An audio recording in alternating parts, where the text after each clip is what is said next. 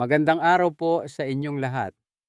Ako po si Dr. Miguel Santos, isang doktor na naglalaan ng aking serbisyo sa pangangalaga ng kalusugan ng ating mga nakatatanda.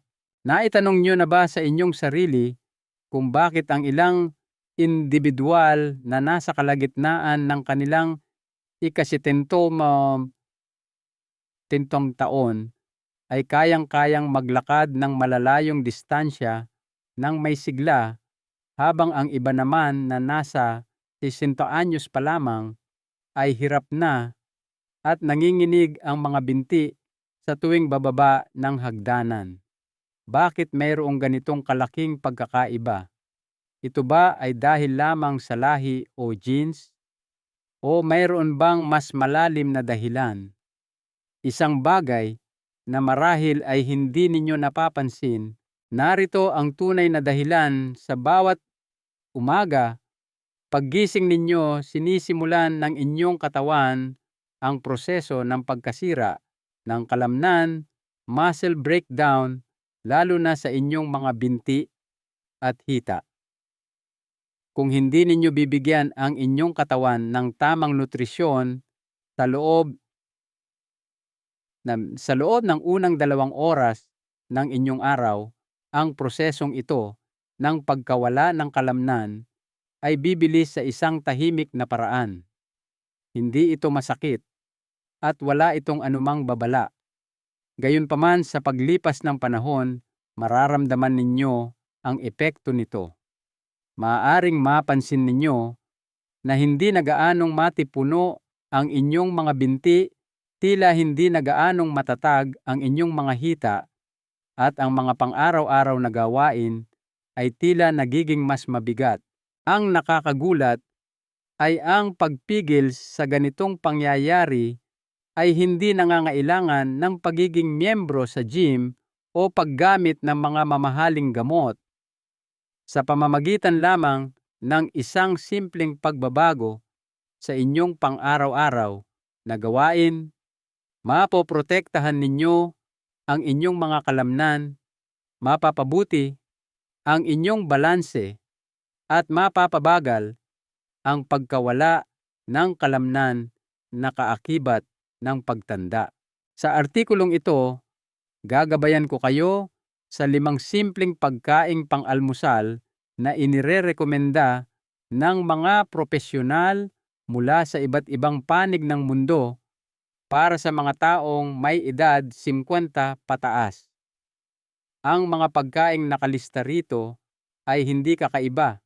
Sa halip, ang mga ito ay mga karaniwang pagkain na kung kakainin ng tama at sa tamang oras, ay maaaring tahimik na mapanatili ang lakas ng inyong mga binti at ang inyong pangkalahatang liksi sa darating na maraming taon. Bago kayo gumawa ng anumang pagbabago sa inyong dieta, laging pinakamainam na kumonsulta muna sa inyong doktor. Gayunpaman, sa pamamagitan ng kaalamang ito, maaari ninyong harapin ang proseso ng pagtanda ng may higit na kumpiyansa at kagandahan. Nais ko ring maglaan ng isang sandali upang magpasalamat kay Ginoong Francisco Suarez na ang mga pananaw ay patuloy na nagtuturo sa atin kung paano gamitin ng matalino ang pagkain upang itaguyod ang kalusugan at kaligayahan ng ating mga senior citizen. Handa na ba kayong magsimula? Ating talakayin. Una, isang buong nilagang itlog. Kung naghahanap kayo ng isang pagpipilian para sa almusal na hindi lamang madaling ihanda, kundi mura rin at napakabisa sa pagpapanatili ng lakas at liksi, pagkatapos ng edad na 50, huwag na kayong maghanap pa. Ang buong nilagang itlog ang sagot. Ang simpleng pagkaing ito ay maaaring mukhang ordinaryo, ngunit ito ay isang siksik na pinagkukunan ng nutrisyon pagdating sa pagtataguyod ng paghilom ng kalamnan at katatagan ng binti. Ito ay lalong mahalaga pagkatapos ng isang buong gabi ng hindi pagkain kung kailan ang inyong katawan ay handang-handa na sumipsip ng mga sustansya at simulan ang proseso ng muling pagbuo. Ang mga itlog ay madalas na minamaliit dahil itinuturing ito ng marami bilang isang simpleng side dish o pampuno lamang sa almusal. Sa kabilang banda, sa loob ng balat nito ay isang kumpletong mapagkukunan ng dekalidad na protina na naglalaman ng lahat ng siyam na mahahalagang amino acid na kinakailangan para sa pag-aayos at pagbabagong buhay ng tisyu ng kalamnan. Ang leucine ay namumukod-tangi bilang isang mahalagang amino acid na tumutulong sa pagsisimula ng proseso ng pagbabagong buhay ng kalamnan ng katawan. Ito ay lalong kapaki-pakinabang para sa mga taong higit sa edad na aitsaw dahil ang natural na kakayahan ng katawan na gumawa ng protina ay nagsisimulang humina habang tumatanda. Narito ang isang bagay na madalas na hindi napapansin. Hindi ang puti ng itlog, kundi ang pula ng itlog, yolk, ang naglalaman ng karamihan sa leucine, bitamina D, B12 at choline na matatagpuan sa mga itlog. Kung iniiwasan ninyo ang mga pula ng itlog dahil sa mga makalumang paniniwala tungkol sa kolesterol, maaaring pinagkakaitan ninyo ang inyong mga kalamnan ng ilan sa mga pinakamabisang panggatong na kailangan nila upang manatiling malakas at tumutugon. Sa katunayan, isang pag-aaral na isinagawa ng Unibersidad ng Birmingham ay nagpakita na ang mga matatandang kumain ng buong itlog araw-araw sa loob ng 3 buwan ay nag-ulat ng 10 na pagbuti sa lakas ng binti, mas mahusay na balanse, at mas madaling pagganap sa mga karaniwang gawain tulad ng pagtayo mula sa upuan o pag-akyat sa hagdanan. Bilang karagdagan, ang mga itlog ay nakakatulong sa koordinasyon ng nerbiyos at kalamnan dahil sa B12 at choline na taglay nito. Ang mga ito ay mga sustansya na tumutulong sa inyong utak na makipag-ugnayan ng epektibo sa inyong mga paa at kamay na siya namang nagpapabuti sa inyong kakayahang mag-react ng mabilis at kontrolin ang inyong mga paggalaw. Ito ay isang napakahalagang hakbang sa pag-iwas sa mga pagkahulog, lalo na para sa mga nakatatanda na may bahagyang pagkaantala sa kanilang mga motor reflexes. Hindi kailangang maging isang dalubhasa sa pagluluto para makagawa ng perpektong nilagang itlog. Ang kailangan lang gawin ay ilagay ang inyong itlog sa malamig na tubig, pakuluin ito at lutuin ng humigit kumulang 8 hanggang 10 minuto. Depende sa kung gaano katigas ang gusto ninyong pula ng itlog. Pagkatapos, ilagay ito kaagad sa isang lalagyan na may tubig na may yelo sa loob ng ilang minuto. Ang resulta nito ay mas madaling balatan ang itlog at ititigil din nito ang proseso ng pagluluto. May posibilidad na ang pagdaragdag ng 1 kutsaritang apple cider vinegar sa kumukulong tubig ay maaaring mapabuti ang panunaw at lasa. Ito ay nagtataguyod ng malusog na paggana ng digestive system at dahan-dahang tumutulong sa pagtunaw ng mga protina. Upang gawin ito ang isang kumpletong pagkain na magaan sa sistema ng panunaw, maaari ninyong ipares ang inyong itlog sa mga hiwa ng abokado na mayaman sa malusog na taba o sa mga hiwa ng sariwang pipino na nagbibigay ng parehong hydration at lutong.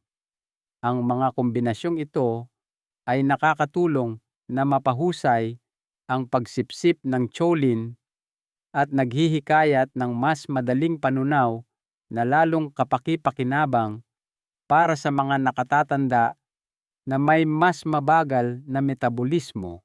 Nag-aalala ba kayo tungkol sa kolesterol? Huwag po kayong mag-alala. Ayon sa pinakahuling mga natuklasan ng pananaliksik, ang pagkain ng 1 hanggang 2 itlog araw-araw ay walang anumang masamang epekto sa kalusugan ng puso ng mga malulusog na matatanda. Sa katunayan, nakakatulong ito sa maraming tao na mapanatili ang kanilang mass ng kalamnan at kontrolin ang kanilang timbang. Kaya sa susunod na pagkakataon na aabutin ninyo ang matamis na cereal o tinapay na may mantikilya, isaalang-alang ang pagpapalit nito ng 2 nilagang itlog na may kasamang gulay o 1 hiwa ng tinapay na gawa sa whole grains. Ang tila maliit na pagbabagong ito ay maaaring mag-ambag sa paglipas ng panahon sa mas malaking lakas, mas maayos na paggalaw, at mas matibay na mga binti. Lahat ng ito ay partikular na mahalaga habang tayo ay tumatanda. At habang ang mga itlog ay nagsisilbing pundasyon ng inyong dieta, ang susunod na pagkain na ating tatalakayin ay nagsisilbing isang pang-araw-araw na maintenance crew na nagpapabuti ng tibay habang sabay na binabawasan ang dami ng stress na inilalagay sa mga kalamnan sa cellular level. Ikalawa, chia seeds at oats. Sa parehong paraan na ang buong itlog ay mahusay para sa pagbuo ng kalamnan, ang oats at chia seeds ay parang isang walang sawang sumusuportang grupo na tumutulong sa inyong manatiling masigla sa buong araw. Ang 2 plant-based na superfood na ito ay mahalaga para sa pagpapanatili ng tibay, paglaban sa pamamaga, at pagpigil sa paghina ng kalamnan na nauugnay sa edad. Ito ay lalong totoo para sa mga taong higit sa 50 na maaaring magsimulang makapansin ng pagkapagod, paninikip o paninigas sa kanilang mga binti sa mga normal na aktibidad. Ang mga superfood na ito ay madalas na hindi napapansin sa mga dieta na nakatuon sa pagbuo ng kalamnan. Ang beta-glucan ay isang partikular na uri ng soluble fiber na kilala sa kakayahan nitong balansehin ang mga antas ng asukal sa dugo at bawasan ang mabagal at talamak na pamamaga na maaaring magpahina sa mga kalamnan sa paglipas ng panahon. Ang oats, lalo na ang steel cut or rolled, ay may mataas na halaga ng beta-glucan. Hindi tulad ng discomfort na dulot ng isang biglaang pinsala, ang ganitong uri ng pamamaga ay hindi nangangailangan ng agarang atensyon. Gayunpaman, sa loob ng ilang buwan o taon, pinapahina nito ang inyong tibay, ginagawa kayong mas madaling kapitan ng pulikat, at binabawasan ang pagiging nababanat ng mga hibla ng kalamnan sa inyong katawan. Ang oats, kapag regular na kinakain, ay tumutulong na mapagaan ang prosesong ito. Bilang karagdagan, ang mga ito ay isang nakakagulat na mapagkukunan ng plant-based na protina, iron at magnesium. 3 mineral na nagtutulungan upang pagalingin ang mga pagod na kalamnan, i-regulate ang pag-urong ng kalamnan, at muling punan ang enerhiya pagkatapos ng isang gabing tulog. Isama iyan sa chia seeds at meron kayong isang recipe na tiyak na magiging matagumpay. Ang chia seeds ay puno ng omega-3 fatty acids na kilala sa pag-alis ng paninigas ng kalamnan at pagpapabuti ng paggalaw ng kasukasuan pagkatapos ng ehersisyo. Ang chia seeds ay mayaman sa mga acid na ito. Bilang karagdagan dito, nagbibigay sila ng mas mataas na dami ng calcium at potassium na parehong kinakailangan para sa paghahatid ng mga nerve impulses at koordinasyon ng mga kalamnan. Ang paghahanda ng almusal na ito ay napakadali at nag-aalok ng maraming versatility. Ibabad ang 3 kutsara ng oats sa maligamgam na tubig o unsweetened almond milk sa loob ng 10 minuto. Pagkatapos ay pakuluan ang timpla sa mababang apoy hanggang sa maging malapot. Ito ay magreresulta sa isang pagkain na parehong mainit at komportable. 1 kutsara ng chia seeds ang dapat ihalo sa huling minuto ng proseso ng pagluluto.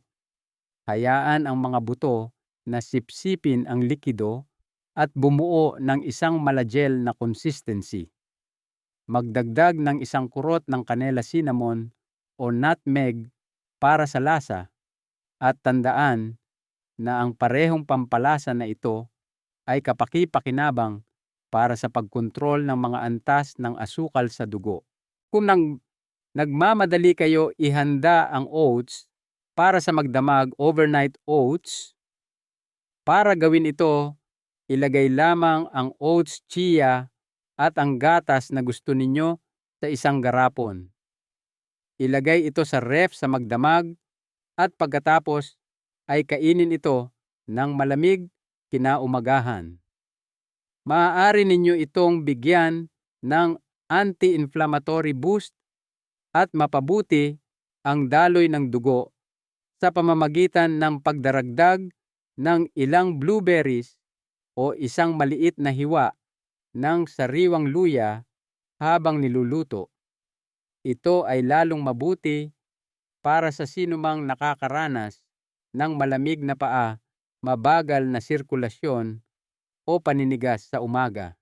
Hindi lamang masarap ang kombinasyong ito, ngunit gumagana rin ito bilang isang slow release na sistema ng enerhiya para sa inyong mga kalamnan na nagbibigay sa inyo ng lahat ng panggatong na kailangan ninyo para sa inyong paglalakad sa umaga o magaan na pag-uunat. Ang pagiging pare-pareho consistency ang pinakamahalagang salik.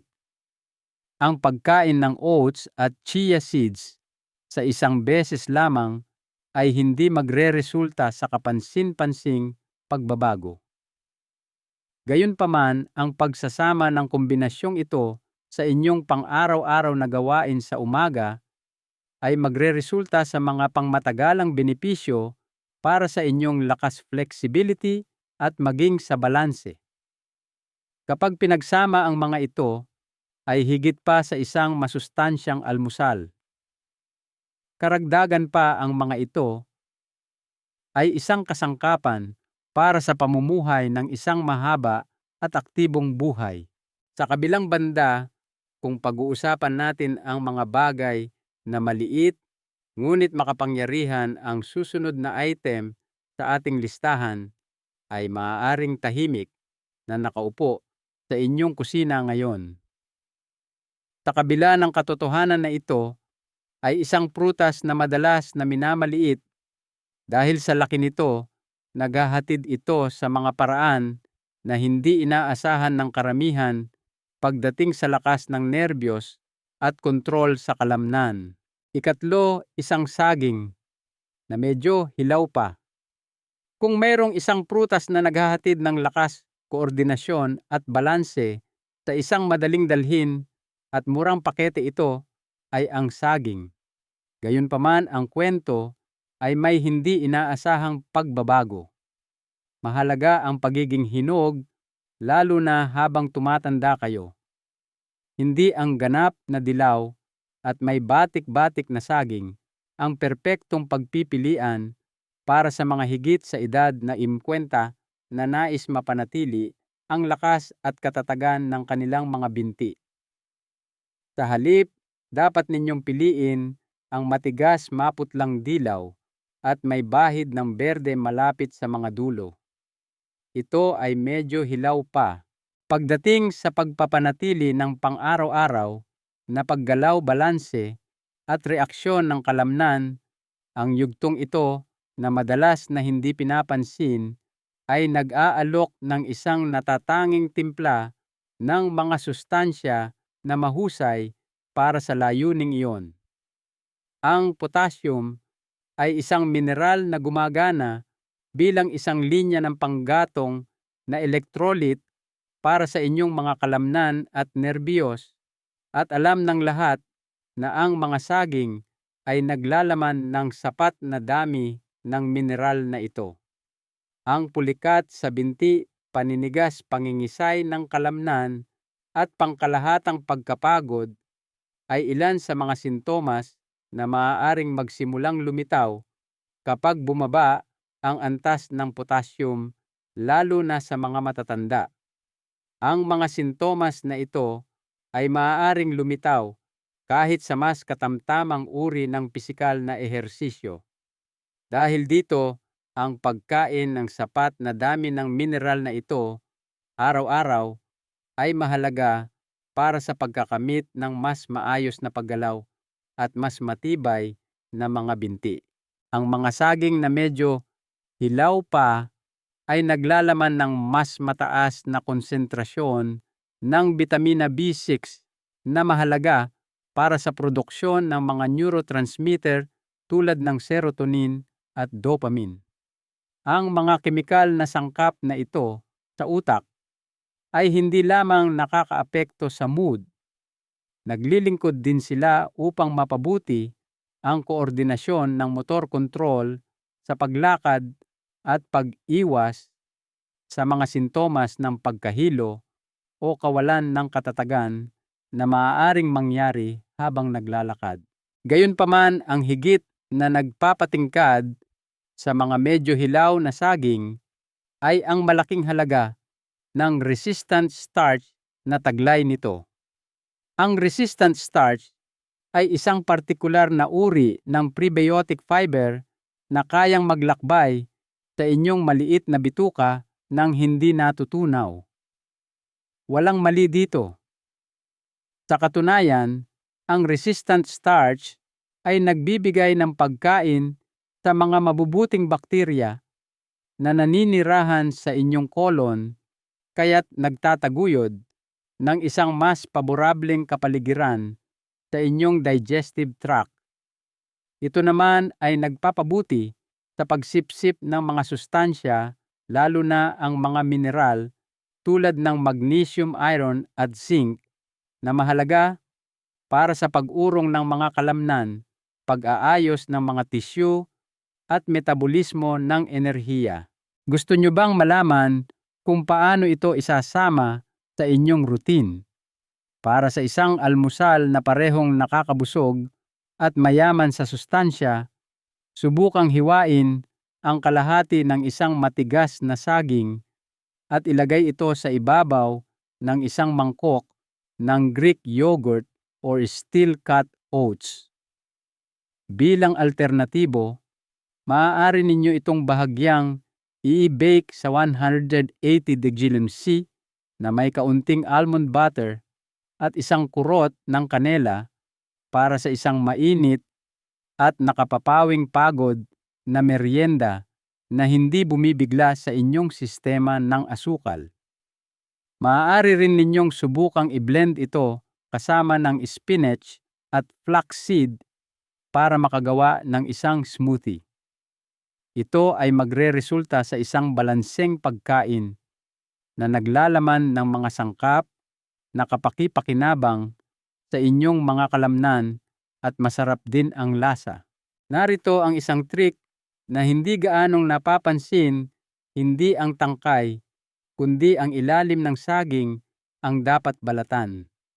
Ang paggamit ng paraang ito ay nagbabawas ng basura, nagbabawas ng kalat, at nagbibigay daan sa inyo na magamit ang isang bahagi ng mahiblang puting panloob na lining na naglalaman ng kaunting hibla at mga kemikal na antioxidant na tumutulong sa panunaw at regulasyon ng asukal sa dugo. Kung kaya ng inyong sistema ng panunaw, maaari pa ninyong isama ang isang maliit na piraso ng malambot na balat sa inyong smoothie. Siguraduhing hugasan ng mabuti ang saging bago gamitin upang mabigyan ang inyong mga kalamnan at sistema ng nerbiyos ng isang pare-parehong supply ng panggatong.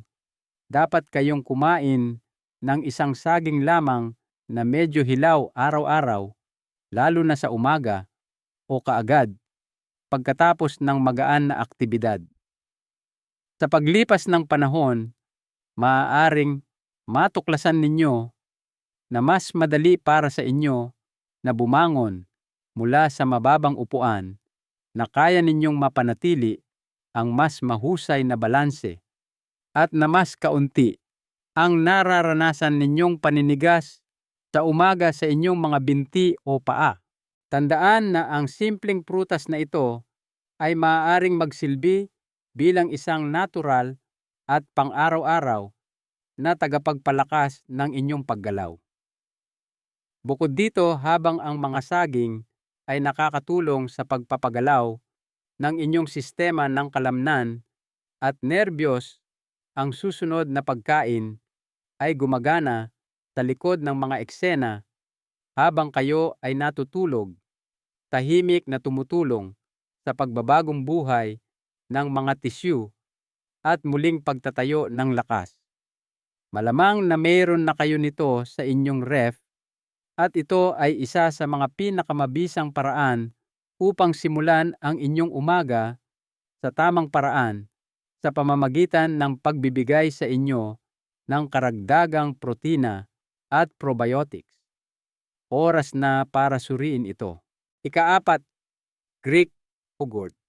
Pagkatapos ninyong matulog ng 6 hanggang oras nang hindi kumakain o umiinom ng anumang likido ang inyong katawan, ay maaaring pumasok sa isang panandaliang estado ng pagkasira ng kalamnan na kilala bilang katabolism. Ang epektong ito ay mas malinaw sa mga individual na higit sa edad na 50, lalo na sa mga binti na natural na may tendensyang humina sa paglipas ng panahon. Dahil dito, ang pagkain na inyong kinakain sa loob ng unang 2 oras pagkatapos gumising ay may malaking impluwensya sa pagtukoy kung gaano kahusay ang inyong katawan na makapag-rebuild ng tissue ng kalamnan at maibalik ang enerhiya. At pagdating sa pagpili ng tamang pagkain para sa gawaing ito, ang Greek yogurt ay nasa tuktok ng listahan. Ang Greek yogurt, hindi tulad ng karaniwang yogurt, ay sumasailalim sa isang proseso ng pagsasala na nag-aalis ng sobrang whey. Ang prosesong ito ay lumilikha ng isang mas makapal na consistency at halos doble ang dami ng protina na nasa Greek yogurt. Una sa lahat, ang protina na ito ay naglalaman ng casein, isang uri ng protina na dahan-dahang natutunaw at naglalabas ng mga amino acid sa inyong daluyan ng dugo sa isang tuloy-tuloy na paraan. Ginagawa itong isang mahusay na pagpipilian para sa pagbibigay ng matagalang suporta sa kalamnan sa buong umaga. Sa partikular, ito ay kapaki-pakinabang para sa mga matatanda na higit sa edad na 70 na ang mga katawan ay nangangailangan ng mas malaking dami ng protina bawat pagkain upang simulan ang parehong antas ng pagbabagong buhay ng kalamnan tulad ng mga mas bata. Gayunpaman, ang mga benepisyo ay hindi nagtatapos doon. Bukod dito, ang Greek yogurt ay sagana sa calcium, isang mineral na mahalaga para sa pag-urong ng kalamnan at lakas ng buto, pati na rin ang bitamina D na tumutulong na mapanatili ang paggana ng kalamnan at pinipigilan ang paninigas ng kasukasuan, parehong karaniwang alalahanin sa mga taong nasa kanilang huling mga taon. Mayroon ding pagkakaroon ng probiotics sa produkto. Ang mga mabubuting bakterya na ito ay hindi lamang nagpapabuti ng panunaw, ngunit pinapataas din nila ang kapasidad ng inyong bituka na sumipsip ng protina at mahahalagang mineral na siya namang gumagawa sa inyong buong dieta na mas masipag upang mapabuti ang inyong kalusugan. Ang pagkonsumo nito ay hindi lamang praktikal kundi madali ring baguhin. Ang isang dosis ng omega-3 fatty acids ay maaaring makuha sa pamamagitan ng pagsisimula sa isang tasa ng plain unsweetened Greek yogurt at pagkatapos ay pagdaragdag ng mga toppings tulad ng hiwa ng medyo hinog na saging sariwang berries, tinadtad na walnuts o kahit buto ng kalabasa. Naghahanap ng isang bagay na mas masarap. Isama ang isang kurot ng kanela at kalahating kutsarita ng purong pulot pukyutan raw honey sa timpla. Ang kanela ay ipinakita na nagpapabuti sa regulasyon ng asukal sa dugo, habang ang pulot ay may natural na mga katangiang antimicrobial na nagpapalakas ng paggana ng immune system. Bukod sa pagdaragdag ng lasa, ang mga sangkap na ito ay mayroon ding mga benepisyong nutrisyon. Bago ninyo kainin ang inyong yogurt, inirerekomenda na hayaan itong manatili sa temperatura ng silid, room temperature sa loob ng simo hanggang 10 minuto. Ito ay hindi lamang naglalabas ng natural na lasa nito, ngunit ginagawa rin itong mas madaling matunaw at mas mahusay na nagpapagana sa mga live cultures nito. Ito ay lalong mahalaga para sa mga nakatatanda na may mga issue sa panunaw o isang pinabagal na metabolismo. Isa pang simpleng pagbabago na gagawin ang Greek yogurt ay maaaring gamitin bilang pamalit sa mayonesa o cream cheese pagdating sa pagpapahid sa crackers o tinapay. Ang texture ay magiging katulad ng sa cream, ngunit magkakaroon ito ng mas mataas na nutritional value at mas kaunting mga hindi kinakailangang calorie. Ang pagkonsumo ng isang serving lamang ng Greek yogurt araw-araw ay maaaring magkaroon ng kapansin-pansing epekto sa paggaling ng mga kalamnan, lakas ng binti at pangkalahatang balanse. Isipin ito bilang isang coach na tahimik na nagtatrabaho sa likod ng mga eksena tuwing umaga upang matiyak na ang inyong mga kalamnan ay sapat na pinapakain at na ang inyong mga antas ng enerhiya ay nananatiling pare-pareho sa buong araw. Kung ang Greek yogurt ay tumutulong sa inyong mga kalamnan na makabawi, ang susunod na item sa ating listahan ay gumaganap ng isang mas aktibong papel, tumutulong na bawasan ang pamamaga, sumusuporta sa koneksyon ng nerbiyos at nagsisilbing isang tunay na superfood na nakabase sa karagatan. Dahil ang kasunod na pagpipiliang ito ay madalas na hindi nauunawaan o hindi napapansin oras na upang bigyan ito ng atensyon na nararapat dito. 5, salmon at iba pang mamantikang isda.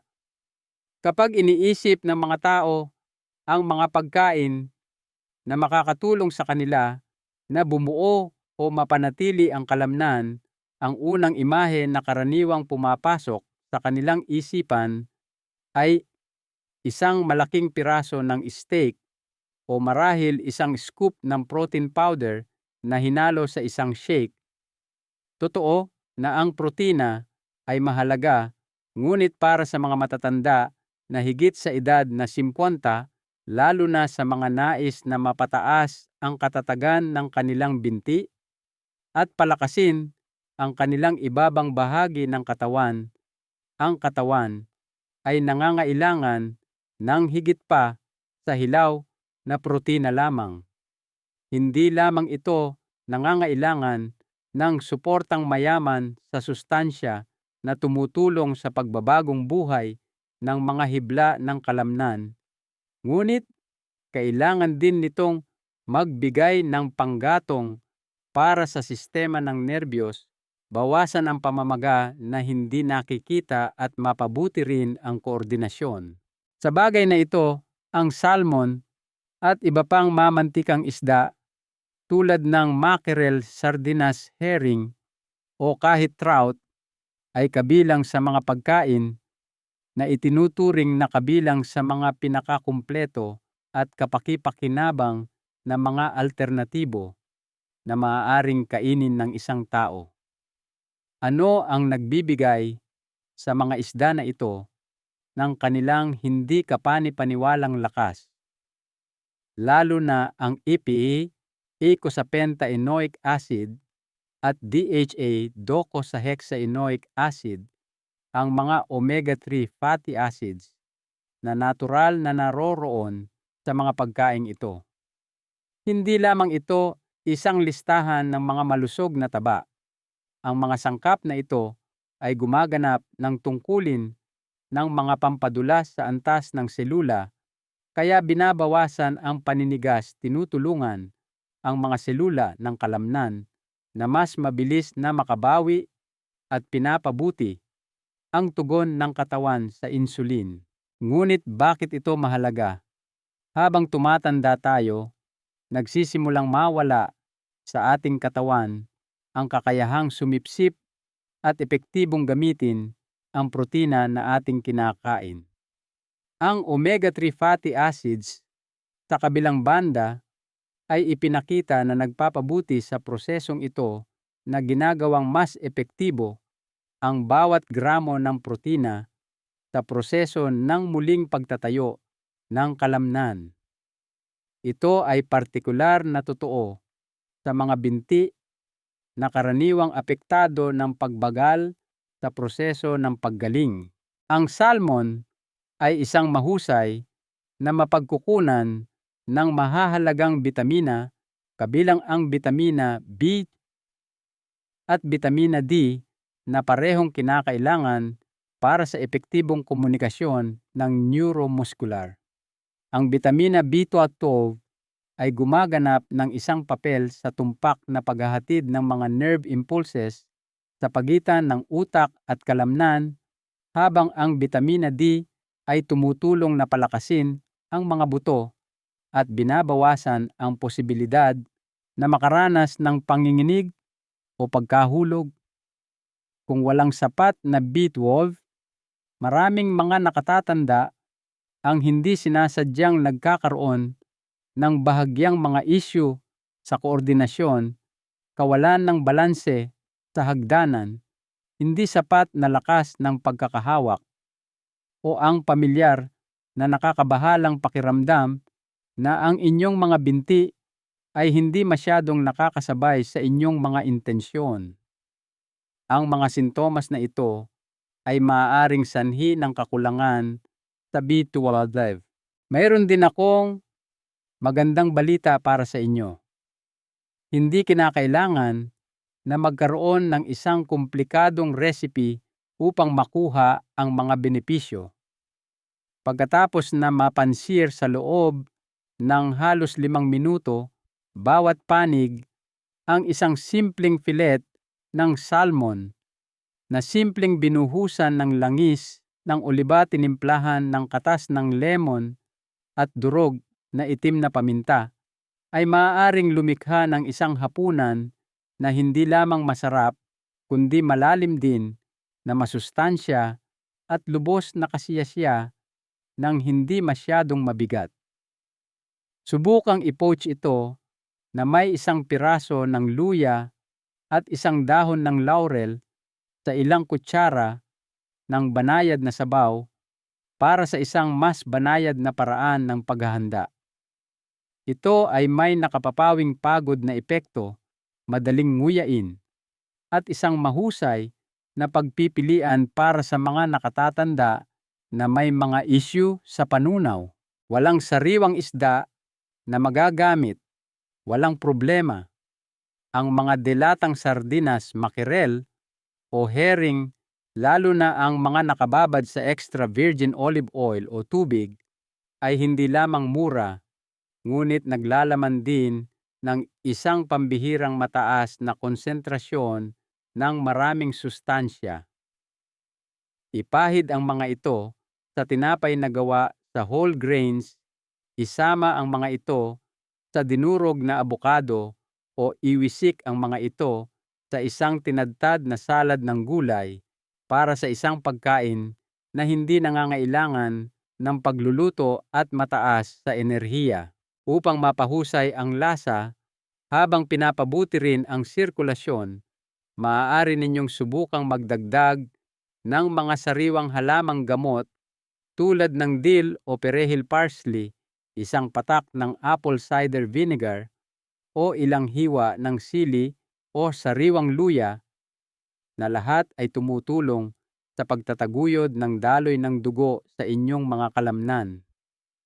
Sapat na ang pagkain ng mamantikang isda para sa almusal o tanghalian 2 hanggang 3 beses bawat linggo upang magsimulang makaranas ng mga positibong pagbabago sa paraan ng pakiramdam at paggana ng inyong mga binti.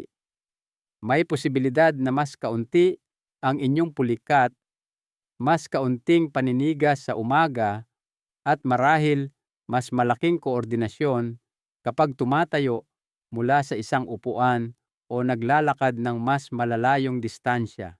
Sa simula, ang mga pagbabagong ito ay maaaring mukhang hindi gaanong mahalaga, ngunit sa paglipas ng panahon, inilalatag nila ang pundasyon para sa mas mahusay na paggalaw, pagbawas sa mga pinsala at pagtaas ng tiwala sa sarili sa inyong pang-araw-araw na gawain. Hindi ninyo kailangang ganap na baguhin ang inyong schedule o pumunta sa gym araw-araw. Kung minsan, ang tunay na trabaho ay nasa maliliit at matalinong pagpili na ginagawa natin sa ating kusina. Sa paglipas ng panahon, ang mga desisyong ito ay magiging lakas sigla at kadalian sa paggalaw. Lahat ng ito ay pasasalamatan ninyo sa bawat araw. Isang mahalagang aral sa buhay mula kay Dr. Santos. Bago tayo magtapos, nais kong iwan sa inyo ang isang mahalagang paalala. Ang pag-aalaga sa ating katawan, lalo na habang tayo ay nagkakaedad, ay hindi lamang tungkol sa pagpapahaba ng buhay. Ito ay tungkol sa pagdaragdag ng kalidad, sigla at saya sa bawat araw na ipinagkakaloob sa atin. Ang bawat kagat ng masustansyang pagkain ay isang gawa ng pagmamahal sa ating sarili. Ito ay isang pangako na nais nating manatiling malakas, hindi lamang para sa ating sarili, kundi para na rin sa mga taong nagmamahal sa atin. Ang lakas na nagmumula sa ating mga binti ay ang lakas na nagbibigay daan sa atin na makasama ang ating mga apo sa parke makapamasyal, kasama ang mga kaibigan, at manatiling independyente sa ating sariling tahanan. Tandaan, ang unang kagat sa umaga ang simula ng lahat. Sana'y naging inspirasyon sa inyo ang ating tinalakay ngayon. Kung nagustuhan ninyo ang video na ito at naipaalala nito sa inyo ang kahalagahan ng malusog na pagkain, mangyaring pindutin ang like button. Nakakatulong ito upang maabot natin ang mas maraming tao. Huwag din nating kalimutang ibahagi ang kaalamang ito sa mga taong maaaring makinabang dito tulad ng inyong mga kaibigan, magulang o kapitbahay. Kung minsan, ang isang simpleng payo na ibinahagi ngayon ay maaaring makaiwas sa maraming taon ng pisikal na paghina sa hinaharap. Ano po sa 5 pagkaing ito ang paborito ninyo o balak ninyong subukan? Ibahagi ang inyong sagot sa comment section sa ibaba. Gusto kong marinig ang inyong mga kwento. At upang hindi ninyo mapalampas ang mga susunod pang kapaki-pakinabang at madaling sundin na payo kung paano panatilihing malakas, matatag at masigla ang inyong katawan hanggang sa inyong 60s, 70s at higit pa, napakahalaga na pindutin ninyo ang opsyon na mag-subscribe at i-activate ang notification bell. Sa bawat bagong umaga na dumarating, meron kayong bagong pagkakataon na alagaan ang inyong mga binti, ang inyong mga nerbiyos at ang inyong buong kalusugan. Maraming salamat po sa inyong oras at panonood. At